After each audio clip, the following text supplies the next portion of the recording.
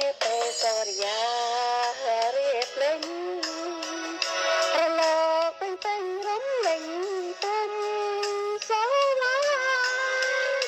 តកោសិនកាន់នេះសាយោនអនេះទៅលំសូឆ្ងាយស្រឡងអើធំមិនសាបអណ្ដែតលើស្អីជលសា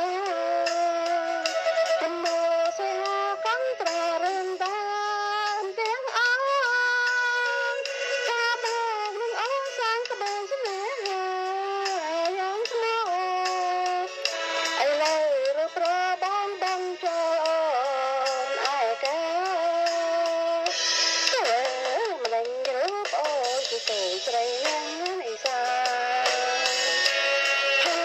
ក៏មិនស្អាតប្រឡងជាប់ក្លិនមិនឆា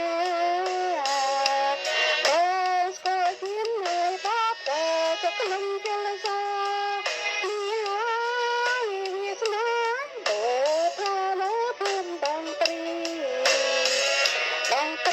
ទៅត្របង្កប់រឿងស្នេហ៍នាងក្រដោយព្រាមមកសត្រូវប្តីយកទៅរហ័យចាញ់តាំងពីប្រៅរដល់ខែរសក៏ប្រងសាមិនឃើញវាត្រយល់វិញ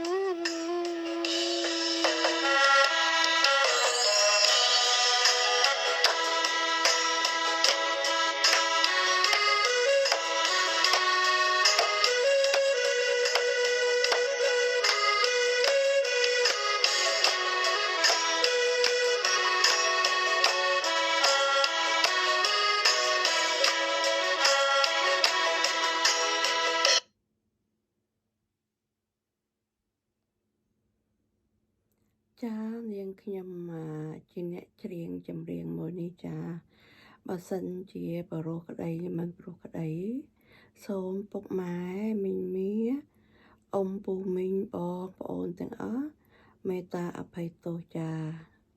អរគុណនៃការទស្សនាវីដេអូនៅក្នុងវេលានេះចាជម្រាបលាបងប្អូន